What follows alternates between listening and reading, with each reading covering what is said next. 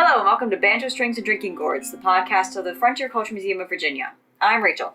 And I'm Alex. Here is a lovely description of a traditional English Christmas.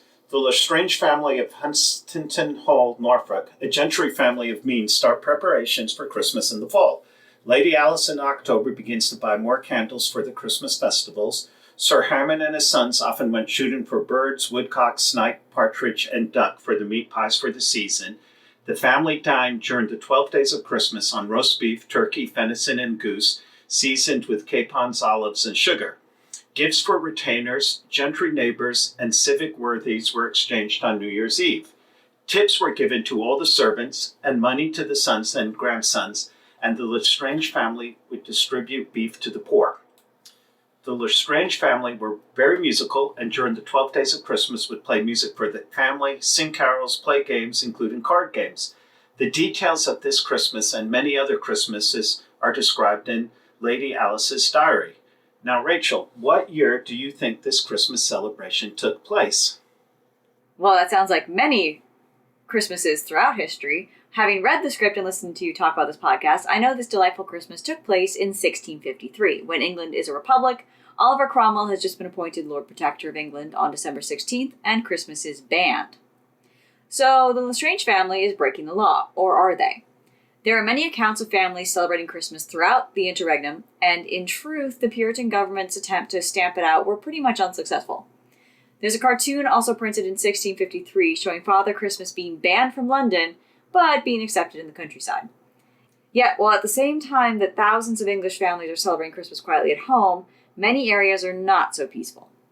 In one of my favorite English towns, Bury St. Edmunds, a very charming and beautiful town, the town rioted on Christmas Day in 1646. The riots were about forcing all the shops and businesses to close. In simple terms, the rioters wanted the churches open for services and the shops and all businesses closed. The same thing happened in Ipswich and Canterbury in 1647. The crowd in Canterbury demanded church service and, for good measure, attacked the mayor's house. Now that the Civil War was winding down, a lot of this rioting could actually be from frustrated royalists.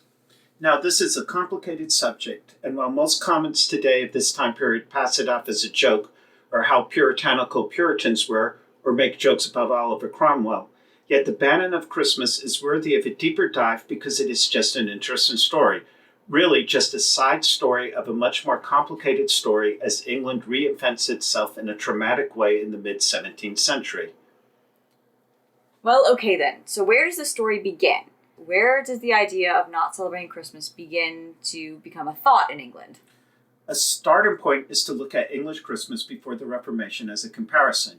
We have done a few podcasts on the history of Christmas, and the celebration of Christmas changes and seems to always be controversial. Just like today, Christmas in England before the Reformation started with Advent. Advent lasted 3 weeks, sometimes a bit longer depending on what day of the week the 25th fell on. During the Advent season, the priests read all the book of Isaiah during matins, morning prayer. The parishioners were encouraged to fast during this time, and no marriages were allowed during Advent. December 6th, St. Nicholas' Day, a boy bishop was picked from the parish. The boy bishop would perform part of the service on Holy Innocents' Day on December 28th. This is the church version of the Lord of Misrule practiced on the manor estates. Advent would last to the afternoon of Christmas Eve, and the Christmas feasting could begin. Christmas was one of the 3 great feasts of the pre-Reformation church. Churches were allowed to conduct 3 masses, one at midnight, one at dawn, and one at mid-morning. This is one of the few days in the year a priest was allowed to do more than 1 mass, and this was good as most of the 9,000 plus parishes in England only had 1 priest. The days after Christmas Day, the church celebrated St. Stephen's Day, St. John's the Evangelist's Day, Holy Innocents' Day, their circumcision of Christ on January 1st, and Epiphany on January 6th. There were special services on all of these days, and the parishioners were expected in church. The season of Epiphany lasted till February 2nd, where the church celebrated Candlemas. Candlemas is the celebration of the purification of the Virgin Mary 40 days after the birth of Christ, and parishioners were expected to bring candles to church. From Advent to Candlemas, the church was decorated, and there would be special music performed at various times during the services. The time from Christmas Day to Epiphany was a mini holiday for most people in England, as the bare minimum of work was to be done. Overall, this seems exhausting and never-ending. while you've described the church aspect of the history of the years without Christmas, while you've described the church history of Christmas, the really exhausting part of a Christmas is the public celebrations, which focused on wassail, feasts, charity of the poor, the lords of misrule, and much drink. An English historian, Diane Perkins, writes that this is a dream world where the rich are generous and hospitable and the poor are welcome and loved. A grand illusion, although the grind and toil of daily life returns the Monday after Twelfth Night when the spring plowing begins. When the Protestant Reformation begins to take shape in the 16th century, many of the early reformers took a long, hard look at all the church traditions and began to question their validity in regards to Scripture. Now, we're not going to go into all the details of the Reformation, as it really does not pertain to the subject matter of the podcast, but we'll focus on the Reformation in Scotland. As far as we can tell, this was the first place Christmas was banned in the 16th century. The Scottish Reformation came in waves. The first wave was soon after Luther nailed his 95 Theses in 1517 in Wittenberg. A handful of reformers made their way to Scotland. The King of Scotland, James V, was a staunch Catholic and persecuted some of these early reformers. Starting in the 1520s, Protestant reformers began preaching and converting people to the Protestant beliefs. The key players here are Huldrych Zwingli, a Swiss reformer and one of the founders of the Reformed churches today. Zwingli influenced George Wishart, a Scottish minister who converts a young John Knox, who has a very important part to play in the Reformation in Scotland, and the banning of Christmas in Scotland. Knox soon becomes a follower of John Calvin. Calvin was a French theologian and reformer based in Geneva in the 16th century. He was instrumental in the development of the doctrine of predestination and belief in God's absolute sovereignty in the salvation of the human soul from death. His notable work, called Institutes of the Christian Religion and the Foundation of what is called Calvinism. John Knox is an individual who, by all terms, had an incredible life that took all sorts of interests and turns. He was born in 1514 in Scotland and became a priest. He converted to the Reformed view of Christianity under the influence of George Wishart. Now here is where Scotland goes crazy. The future Queen Mary was born on December 8, 1542. 6 days later, her father, James V, is killed in the Battle of Solway, Mass. Mary becomes Queen of Scotland at 6 days old. Her first regents favored Protestants and promised Mary's hand in marriage to Henry VIII's son, Edward. The Catholics in Scotland, led by Mary's mother, Mary of Guise, fought back over this and became the new regents for Mary, where they promised Mary's hand in marriage to the Dauphin of France, the future King Francis. This resulted in King Henry VIII invading Scotland, which is called the Rough Wooing, which in turn resulted in a French army coming to the aid of Scotland. The result of this action was the execution of George Wishart and the capture of John Knox, who will become a gallery slave for the next 18 months. The friends of George Wishart then murdered Cardinal David Beaton, the Archbishop of St. Andrews and one of the new regents of the infant Queen Mary. There really is a Game of Thrones mentality in Scotland at this period. John Knox eventually is captured by the English and somehow makes it to the court of the young King Edward VI, a staunch Protestant. Knox was influential in helping the Anglican Church under the regime of Edward VI. Knox is considered to be one of the leading figures in establishing the English Puritanism, a reformed movement established within the church to promote the application of Reformation principles. When Queen Mary of England takes over, when Edward VI dies, he ends up in Geneva, where he befriends John Calvin and reaffirms his belief in the Calvinist doctrine. Knox, who is a prolific writer, publishes the book First Blast of the Trumpet Against the Monstrous Regime of Woman, a book that argues against the authority of women as it's contrary to natural law and religion, a book that offends Queen Elizabeth and Rachel. In 1559, he returns to Scotland and is impressed by the success of the Reformed movement. Scotland is at a mess at this time, but over the next 7 years, the biggest reality soap opera takes place. There are hundreds of period dramas about this period, mainly focusing on Mary, Queen of Scots. There are so many moving parts, but for the sake of this podcast, the key events were the 3 foundation documents of the new Reformed Scottish Church. The first document, called the First Book of Discipline, which outlines how the new church would function, how it would be financed, and it shows the separation from the church from the monarchy and Rome. The second document is the Book of Common Order, which establishes the directories of public worship for the new church. The third document was the Scots Confessional, and in 25 chapters spells out a contemporary statement of the Christian faith as understood by the followers of John Calvin. These foundation documents were written by many reformers, but John Knox was the key author in all three documents. Now, this is the time when Queen Mary and all the Scottish nobles act badly, and the end result is Mary is disposed as queen and runs away to England, where she's held captive by Queen Elizabeth of England before being beheaded a few years down the road. Her son, James VI, who is an infant, is the new king. Somehow, as an infant, he agrees to the establishment of the new Reformed Scottish Church. He will regret this much later in his life. The key point of all of this in the Scots Confessional is it clearly states the only holy days are Sunday, and All Saints' Day and festivals will not be celebrated. Hence, the Scottish Church from 1560 is not celebrating Christmas. There's no law banning Christmas until 1640. Now, this is at the time of the Bishops' War. King Charles I of England is trying to establish Episcopalian practices for the Scottish Church to bring it more in line with the English Church by having the Church adopt a new Book of Common Prayer. It goes horribly wrong as the Scots rebel, and Charles finds himself at war with Scotland. And not only that, manages to lose the war. In the aftermath of this, the Scottish Parliament bans Christmas in 1640. The 1640 Act stated, this is in Middle Scots, "The kirk within this kingdom is now purged of all superstitious observation of days. Therefore the said estates have discharged and simply discharges the foresaid Yule vacancy and the observation thereof in time coming, and rescindus and annullus all acts, statutes, warrants, and ordinances whatsoever granted at any time heretofore, for keeping with the said Yule vacancy, and all custom of observations thereof, and finds and declares the same to be extinct, void, and of no force nor effect in time coming." Basically, that's when Christmas is banned.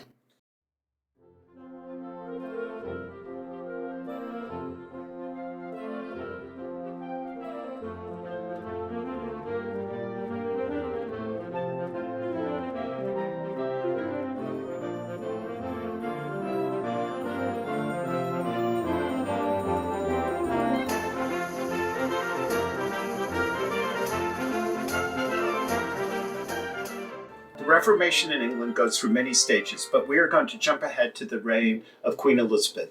Queen Elizabeth loves the ceremonies and pageantry of what will become known as the High Church in England. Many scholars have said the Anglican Church looks Catholic, but in words is Protestant. Queen Elizabeth was wise enough to realize her church was split among the established church and reformers who thought the Reformation had not gone far enough in England. As long as the reformers did not cause any problems, i.e. trying to change Elizabeth's view on religion and the running of the church, they were free to worship in the church, and local parishes could have a reformer as a minister. When James I becomes king in 1603, there was hope he would be more receptive to reform, as he was Scottish and supposedly a Calvinist. The reformers, who called themselves the godly people and everyone else called them Puritans, were soon disappointed as James loved the High Church. He tried very hard to change the Scottish Church to be more like the English Church. James was pragmatic and knew when to pull back when he pushed too far in one direction. Therefore, a compromise he made with the Puritans was a new translation of the Bible in English, the famous King James Bible, the most printed book in all of all time. However, James pushed the High Church agenda over the Puritan agenda, and it became harder to be a Puritan in the Anglican Church. Charles I, who became king in 1625, was even more dogmatic in his approach to religion. He was very much High Church, and he hated Puritans. He also could not get along with Parliament and did not understand the word compromise at all. He soon appointed William Laud Archbishop of Canterbury in 1633. Laud was a firm believer in Episcopalianism, or the rule by bishops. He pushed liturgical practices designed to enforce uniformity within the Church of England. These included putting ministers in supplices, moving the communion table to the high altar from the center of the church, decorating the churches, and focusing the services on privileged prayer over preaching. To the Puritans, this seemed to be Catholicism and Papist, and they were appalled by what was happening to the church. Laud did not tolerate dissent and persecuted those of differing views in the court of the Star Chamber. A book called Histriomastics by William Prynne in 1632 attacked Laud in the direction he was taking the English church. Interestingly, this book attacks Christmas celebrations and theater. Laud, when he had power, appointed his own men as censors preventing printed dissent. He also persecuted print in the Star Chamber, and he had his ears chopped off and branded on the face with the letters SL, or seditious libeller. That's so cheerful for a holiday podcast. Laud and Charles were key in driving many of the hot Puritans to New England in the Great Puritan Migration in the 1630s. Their policies drove many to adopt the Puritan cause as opposition to them, the basic being the enemy of your enemy is your friend. While Laud was pushing sports, church festivals on Sundays after the services, the Puritans and others were becoming more devout and in secret cutting down maypoles at night and refusing to partake in church festivals like Christmas. Where it all fell apart for Charles and Laud was when they tried to make the Scottish Church like the English Church and introduced the Book of Common Prayer for Scotland in 1637, replacing the Scottish version and replacing the very Calvinized Scots confessional. Scotland rebelled and fought back, starting what is known as the Bishops' War. Charles was appalled to find out that a good many people in England did not support the English but the Scottish viewpoint and refused to support the war. Now, we are jumping around a little bit here as there are many moving parts that are dragging the English to civil war. To celebrate Christmas or not is really an insignificant part of the story, yet the Civil War is the impetus that will make the banning of Christmas possible. Many historians believe the start date of the English Civil War was when King Charles I raised his standard in Nottingham on August 22nd, 1642. The first battle of the war took place a few months later, called Edge Hill, on October 23rd, 1642.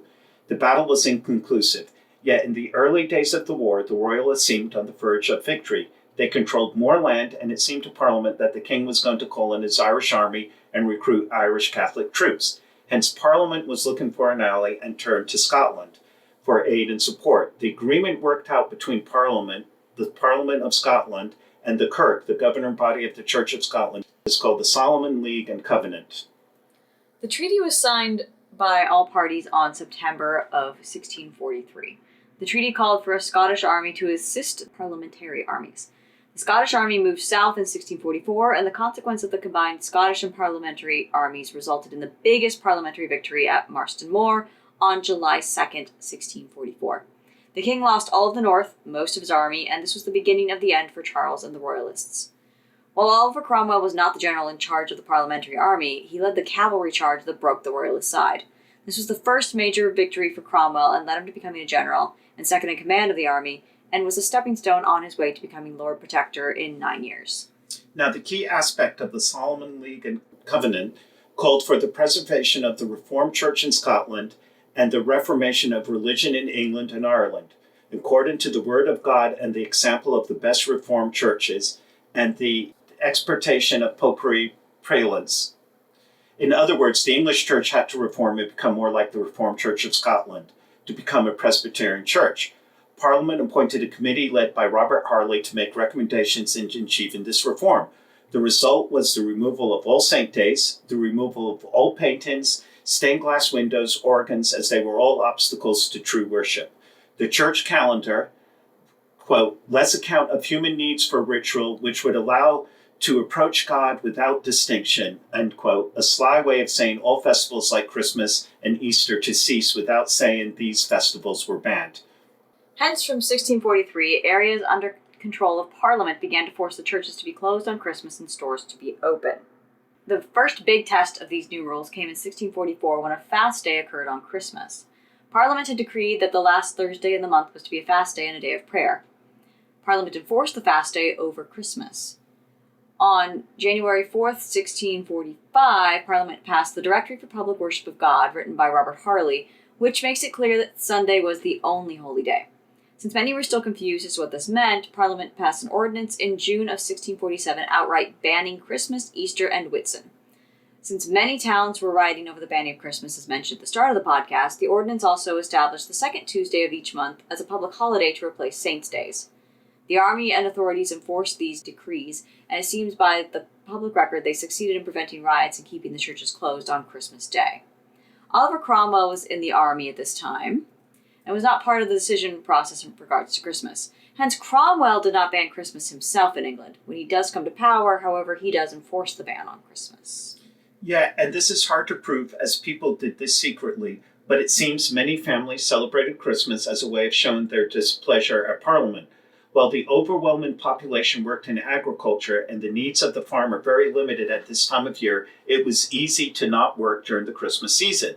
The people living in cities, market towns, and in textiles, on the other hand, would have to work. Since this was the time of tremendous pamphlet and broadsheet writing, there were quite a few written about Christmas.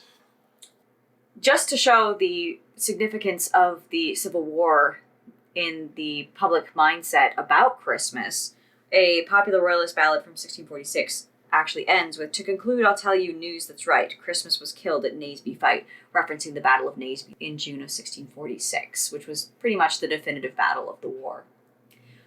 Other popular pamphlets, for example, A Christmas Caveat to the Old and New Sabbatarians, written by Edward Fisher.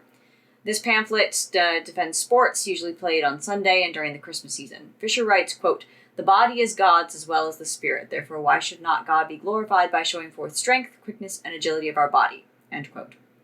Strangely, this is pretty similar to the philosophy of the NFL today.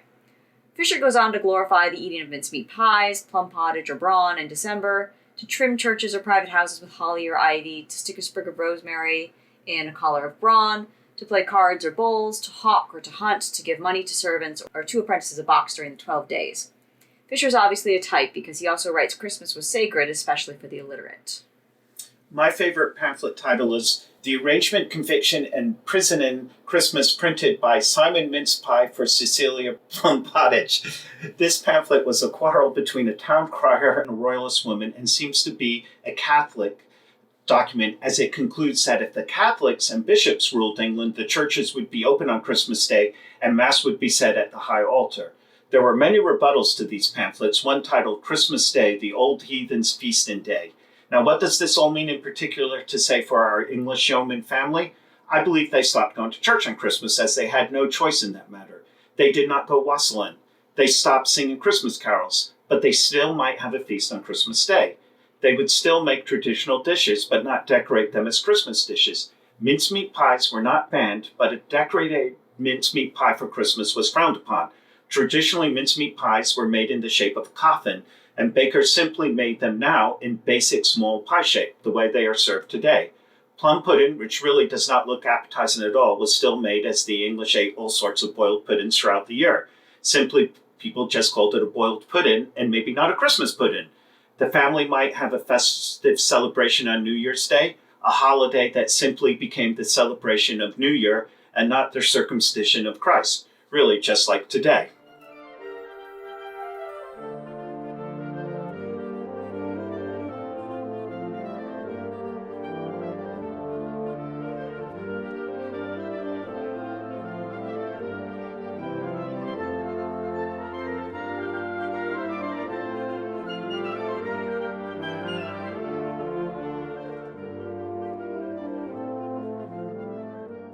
So let's play a game of what if.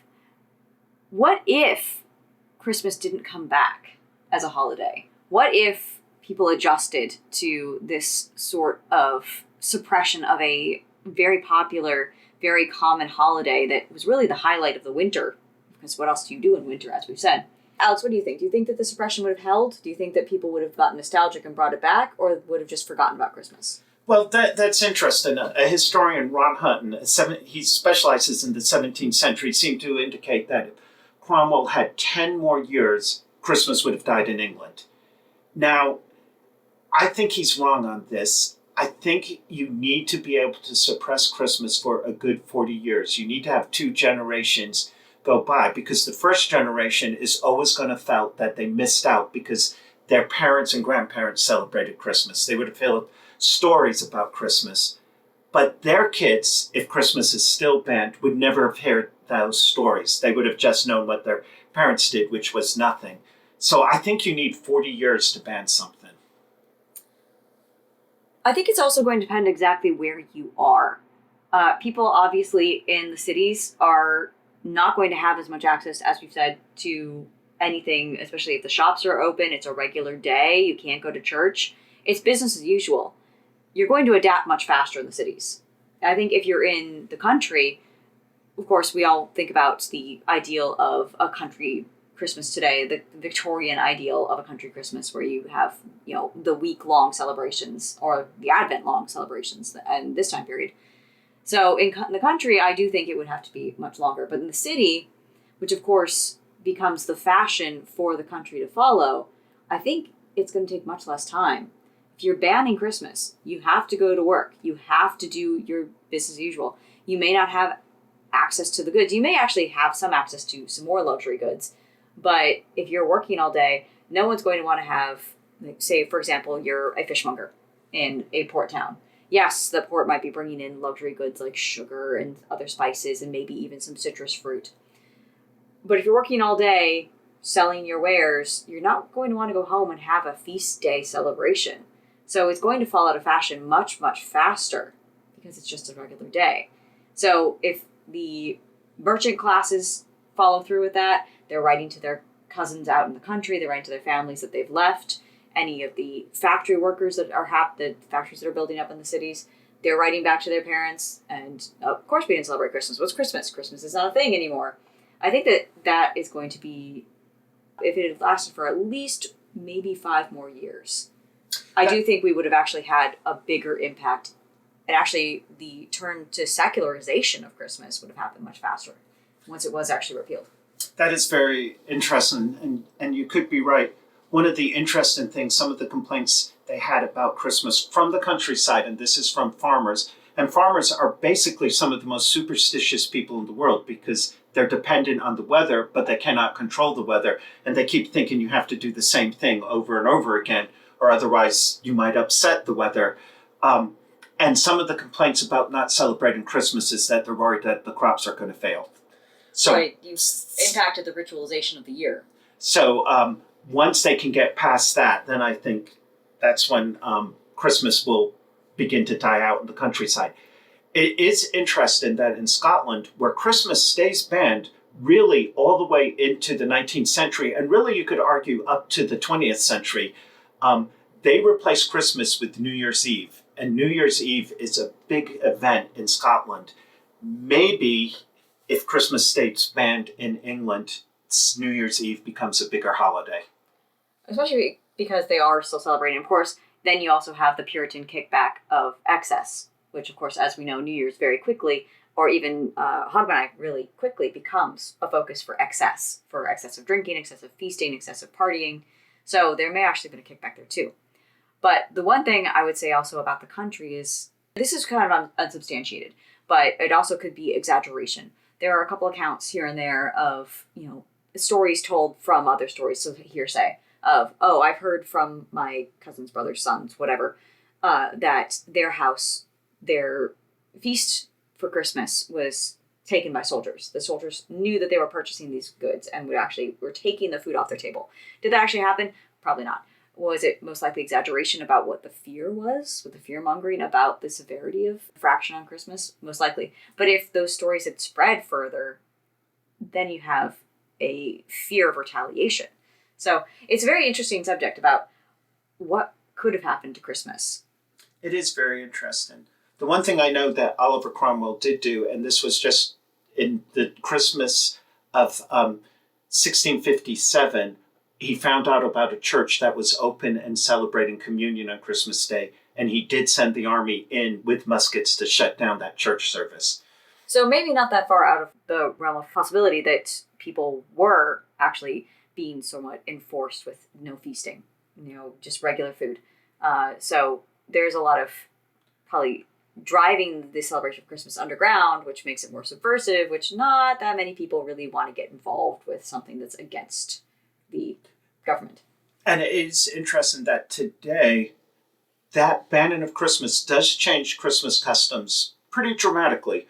Wassailin literally does die out, that custom. It's something, or the manor house throwing the Lord of Misrule, that dies out. Or having huge feasts in the manor house hall for the poor, that also dies out. And really, Christmas just gets reinvented in the 19th century. So it is interesting that the medieval Christmas really does begin to die out. And it's much more as it's reinvented, it's pulling from the German, it's pulling more family oriented. You don't have, again, that excess. Yes, maybe excessive feasting, but you don't have necessarily the partying, the shooting off of guns. You don't have that really excessive frivolity at this point. It's meant to be the wholesome, family focused Victorian Christmas that we're much more comfortable with today. And I think the last thing we should end with before we end this podcast, do you see Christmas changing in our lifetimes? Do you think it will continue the way it's going, or could it change again in some other form that we're not seeing at the moment? Surprisingly, I think in my lifetime it has changed. I think when I was much younger, it was still everybody I knew went to church. You had that, you essentially, no matter what denomination you were, you went to a so-called mass, you went to a service, and then you went home and had a small family holiday. You had focus back on the family. And I think the secularization of Christmas, this is much more what the Puritans kind of wanted to see. That there are businesses that stay open. Yes, there's a massive kickback, the so-called war on Christmas. A lot of conservative kickback towards, well, no, we must have Christmas as a religious holiday. But I think in general, it's turned into much more of just a secular celebration that's more cultural based than religious. And it's become much more of yes, you've got pharmacies open, you've got groceries open for the morning, you can get your goods. So it's not as central in a religious life as it had been in the medieval period. It's much more of, this is a holiday because it's always been a holiday, because it's traditional. I also think one of the big changes too is it seems Christmas starts in November, and Christmas people begin decorating for Christmas the day after Thanksgiving. Oh, this year it's been the day after Halloween. And that is interesting because in the past, it really is supposed to be the 12 days of Christmas, from Christmas Eve to Epiphany. Mm-hmm. Now, once Christmas Day takes place, the trees are out on the street, people are decorating, getting ready for the next thing. So the time that we celebrate and think about Christmas has changed dramatically. So it's almost like we've replaced Advent, a very religious build-up, into a celebration focused on the birth of Christ, and have turned it into, we must go buy new baubles for our tree. It's become much more commercialized in the sense of that we decorate, we show off our ability to decorate, to partake of the holiday spirit by buying things and putting them up. And one of the things that surprised me when I was doing this is that you weren't supposed to marry during Advent. That was the time. That changes in America because in the 19th century, December was the time to marry because the needs of the farm were very few. Yes, and that's also, you see that in Germany, it was actually good luck to get married in December early on. But there again, you also have a very interesting difference in the Low Countries in the Catholic-Protestant divide.